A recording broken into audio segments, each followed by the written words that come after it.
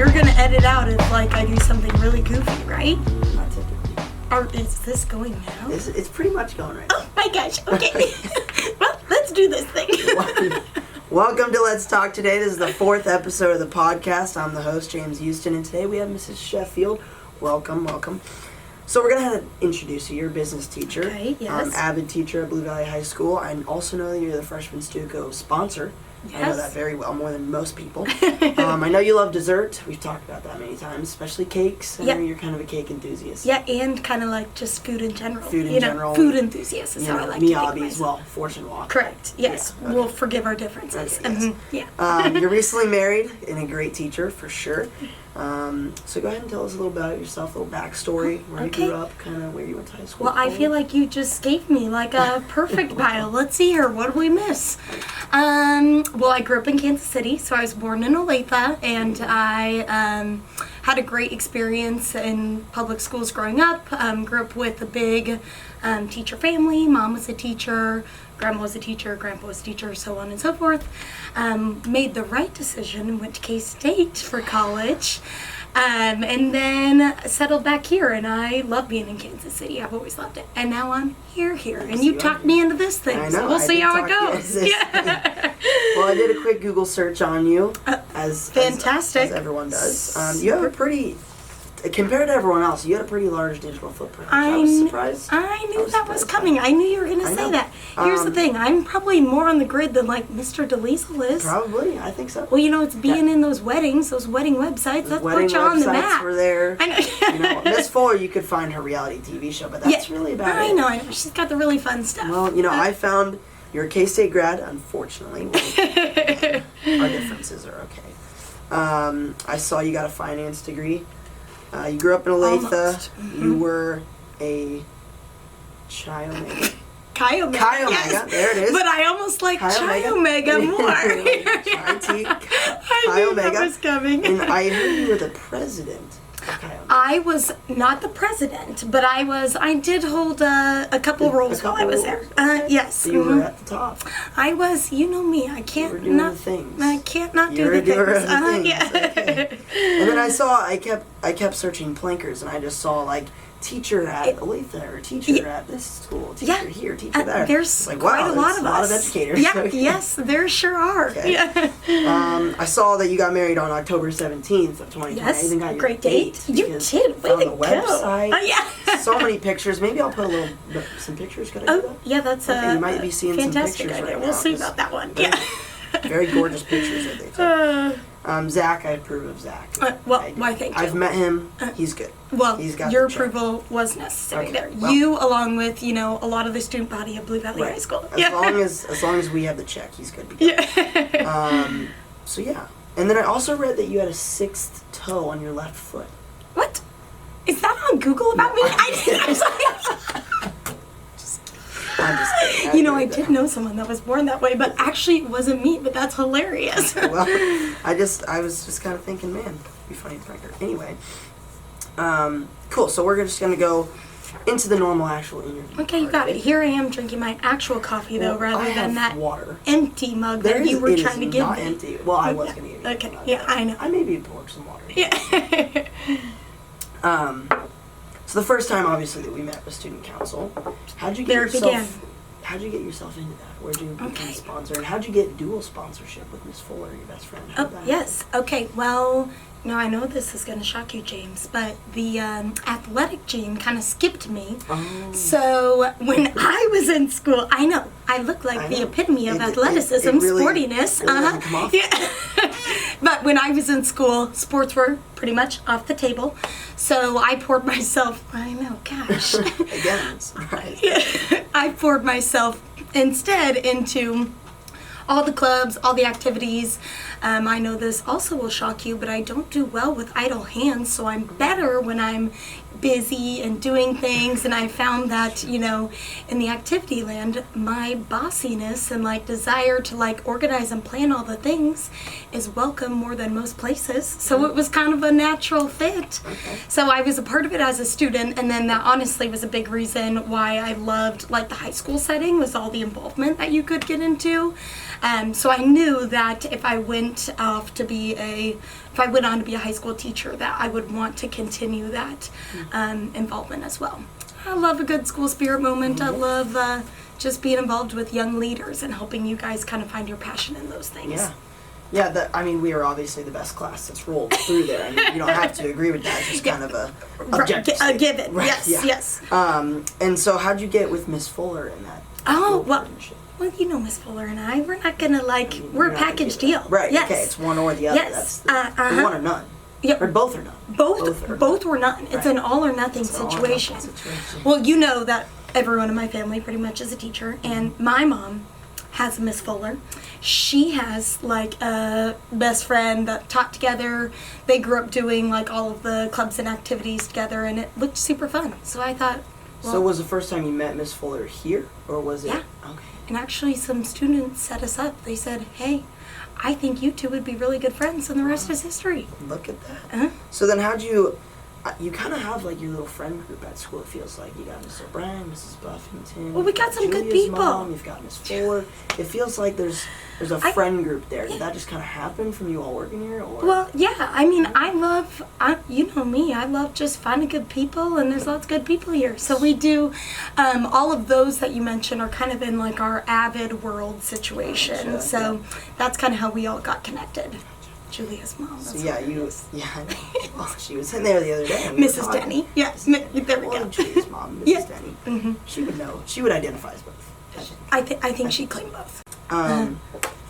So yeah, I heard you kind of set up Miss Fuller with her fiance that she has right now. I did. So how did that kind of happen? That might be my most proud accomplishment. Oh wow. In life, perhaps. Yeah. I mean, perhaps. Because we know I have a super exciting life. Yeah, right. Perhaps. So Miss Fuller was a part of my wedding, and so she would go to a lot of events and planning things for my wedding. And my sister-in-law, so my brother's husband, and I were talking one night after we were all hanging out, and we're like, man, that Miss Fuller we maybe used her first name, but I won't do that here. She's pretty awesome, and we gotta find her an awesome person. And my sister-in-law they're like cousins, one of those deals. They're not like real cousins, but they're super close family friends. And one of our cousins is also a super awesome guy, Will McDonald. And we thought that they might make a pretty good match, and so we kind of set him up. But we got mocked later by members of our family because we put the ball in Miss Fuller's court and gave her his number and made her make the move. Wow. Apparently, we weren't supposed to do that. Right. Apparently, we should have put it on Mr. McDonald perhaps. Apparently it's Right. supposed to be Yes, on the but guys. all's well that ends well. Well, I mean, look at where it went. You Yeah. can only be mocked to a certain degree because Correct. obviously. Yeah. So We did a pretty dang good job. Super exciting. Super exciting, Belle. I heard you talk about Wordle. What is yeah. that and why? You haven't tried you it play yet? No. Well, I'm disappointed that you haven't tried it yet. Well, do you think many people know about Wordle, or is it just kind of a you thing? Here's a you thing. That's a very valid question. I think it's probably like a Facebook people thing. So you guys don't know about it because it's all of us old people, but it's really exciting. It's probably the highlight of my day. That and the email I get that tells me what mail I'm going to get in my mailbox.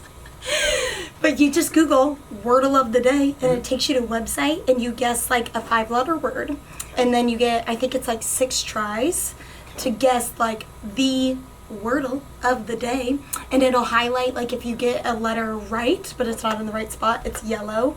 If you get a letter correct and it's in the correct spot, it's green. And basically that's Wordle. So is that how you start your day most days, or is it kind of throughout the day? It's kind of throughout the day. So right now I'm using it as our advisory bonding moment. We do it so today I'll have to wait until advisory time. Wow. But sometimes I save it for my first hour on odd days because first hour sometimes needs a little waking up, and that tends to wake us up a little bit more.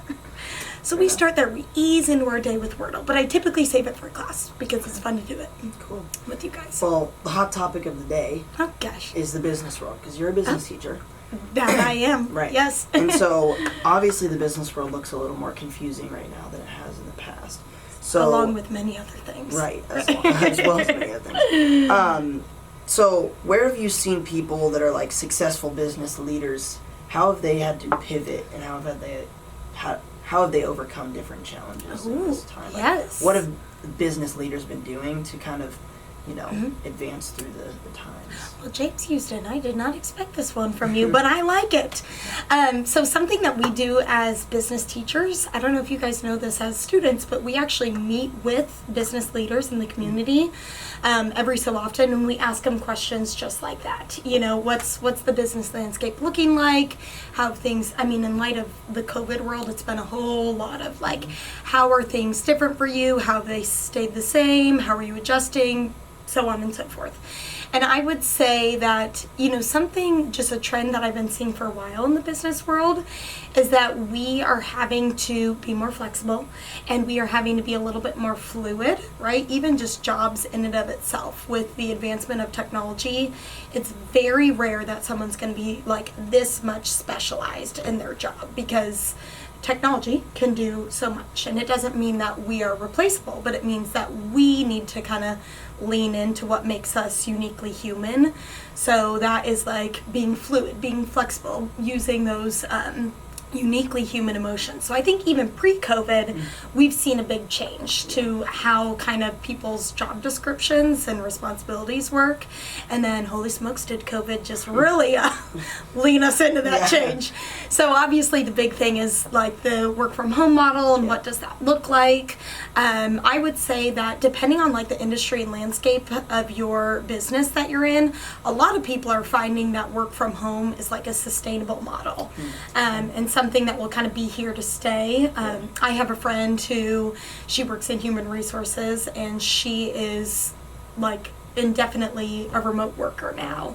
I have other friends and other people that I've met with that are kind of on more of like a flexible model. Come in some days, work from home others. And then some people, some industries are really still finding that the in-person is not replaceable. So kind of being just docile and like agile to just what's going on. Going with the flow, as my mom would say. Going with the flow. Going with the flow. So speaking of going with the flow, we're in different circumstances obviously this year, last year, and kind of we're moving in the direction where the school system looks like it's on the low. And I was wanting to get your take, because you're one of those people that always has a smile on their face when you come in the classroom, regardless of what day it is, regardless of how tired, regardless if you have your coffee or not. You always have a smile. Those are the hardest days. Those are the hardest days.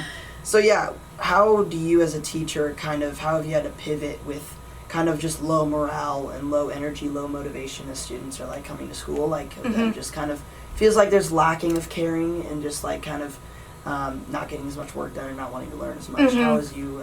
How do you as a teacher kind of pivot? Well, I think that's a very valid challenge, because honestly, one of the huge reasons why I felt pulled to the education community was because to me that like energy is infectious, and it is so valuable, more valuable than I think people oftentimes realize. That just, I love that like sense of caring, as you said, and that sense of like excitement, curiosity, enthusiasm. That is a big motivator for me, and I think it would be a big motivator for a lot of my peers as well. So it's been a little sad to see that perhaps drop a little bit. But my motto is always just to show up your best self. I always talk to my classes with the idea that you show up with whatever you've got in your gas tank that day. If it's a quarter tank, give me your best quarter tank. If it's 3/4, give me 3/4. And that's something that I just always try to do, because I know it starts with me, and if I can't find a way to make myself feel motivated and excited by this, then how in the world can I expect my students to? So I just kind of try to lead by example a little bit there. And honestly, I find that I'm having more conversations just about like, kind of life, doing the things, approaching scenarios with certain mindsets, because, I just think that it's an appropriate time to have those conversations. So how do, as a student, how would I reinforce the teaching community, because that's also, I hear it all the time that teachers are like, this could be my last year, just because it's not like they're getting old to retirement, but just maybe going off to do other things just because of how, lack of motivation and just lack of willpower from students. So We love that. does that mean do you have a second? No, I don't. I miss O'Brien and Miss Fuller. Okay. You're cutting in my chit chat time, and I'll allow it today. It's okay, because we're chit chatting, so it's fine. We'll finish. So, yeah, as a student, how do I help the teaching community as they're kind of just also on the low? And like, how do students kind of boost that morale for teachers as well? Yeah. My best advice to a student, and I know it's hard when you're high school because it's like the tendency we all want to be too cool for school. You, James Euston, never try to act too cool for school, and that's wonderful. Really, teachers we don't want much. We just want to know that you care, honestly.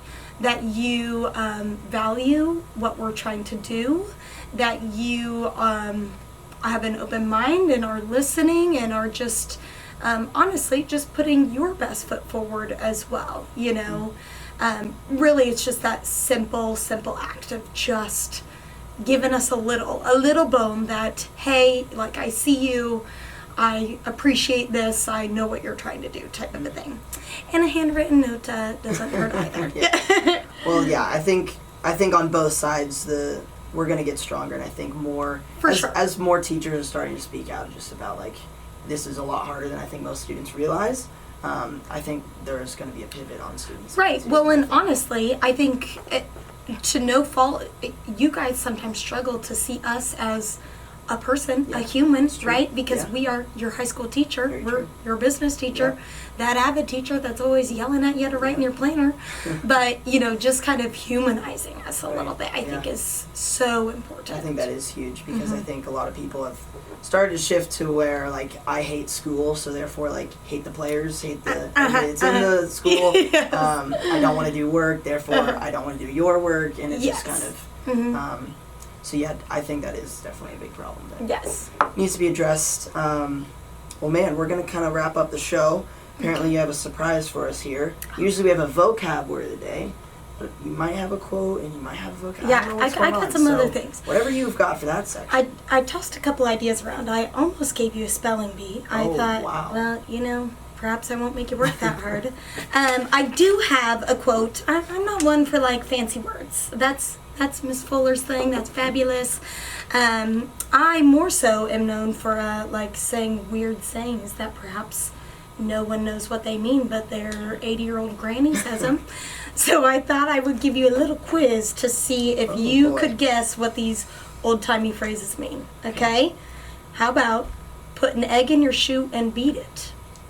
Have you ever heard that one? I've never heard that, but I'm going to try to guess real quick. Okay. Context clues. Man, does that mean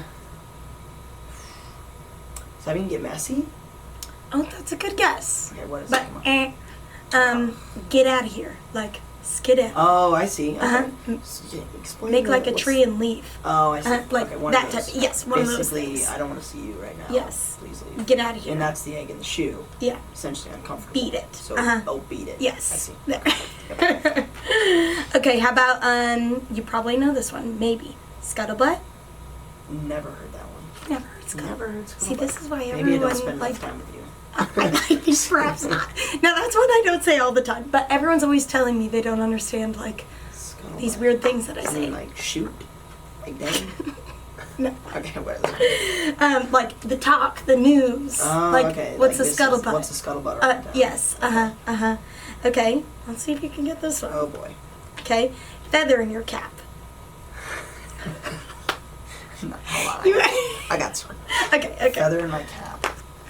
Really think about this. Man, feather. Why would there be a feather in my cap? We on the lookout? Like, I'm thinking eagles scouting. I became like a bird, and now I have to...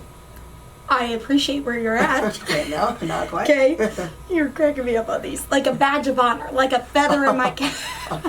Cap. Yeah, a feather in my cap. Yeah. Feather. Okay, I do have a quote though, if you want a quote. Okay, yes, of course. Okay, it's simple, but it's one that hangs in my classroom, and I like it because it's just all about, like, intentionality, the little things that we do every day to build up like who we are. So I am a big believer, you can't just, you gotta talk the talk, walk the walk, make intentional steps each day. So it's just watch your thoughts, they'll become your words. Watch your words, they'll become your actions. Watch your actions, they'll become your habits. Watch your habits, they'll become your character. So, yeah, it's a classic classroom poster, is it not? It is a classic. You also but I like it. Yeah, so just everything is going to eventually lead to your output. Yeah, and if you want your character to be one way, then take the steps each day to build that. Right. You know, it's not something that you can declare. It's all of those things that you are and demonstrate on a day-to-day basis. Yeah. So there you have it, and I made it on Canva, which you know I know and love. Yeah. Oh, so you made that? It's in your room. Yes. Wow. Well, if you haven't all seen of mine are Mrs. Sheffield originals. Wow. Okay. All right, rapid fire section. Just give us quick responses. Okay. First thing that comes to mind. Favorite candy? Twix or Sour Patch Kids. Okay. Favorite meal of the day? If I'm going out to eat, breakfast. Okay. Favorite brand of clothing? Oh, sweatpants. Okay. Miss Muller and I were talking about that. I'm not going to rapid fire this because I can't rapid fire anything. It used to be like, man, can't wait to go home and put leggings on. But now it's like, man, can't wait to get these leggings off and sweatpants on. Oh, that's funny. Where do you shop for groceries? I'm very passionate about this. Okay. Oh boy. Is it Aldi? I'm really not doing, I am kind of an Aldi. Oh, but if it's like a treat, Trader Joe's. Love. Okay. We Love call the it Trader Trader Joe's. Giotto's in the Sheffield house. That's what they call their Italian food brand. Oh. Otherwise, close by, I do Aldi and then Hy-Vee. Okay. Man, you are really bad at rapid fire. I am really bad at rapid fire. Favorite meal I love to cook? grocery shopping. Oh, Or is favorite that meal to Mr. cook? Sheffield. Who cooks more? Oh, I do You're the the cooking. cook. Yes, What's and your I favorite meal to love cook? cooking dinner. Okay. Favorite date you've ever been on? Oh gosh. Oh, well, this is kind of funny. This truly is the opposite of rapid fire. It is truly But the opposite. Mr. Sheffield likes to, he and I both love like a festive moment. And he, as you know, is also like, we get very into things, we're all in. And so around like holiday time, he decided that we needed like a tradition of like a date. And he called it something, and I so wish I would have remembered because it was like a really goofy name.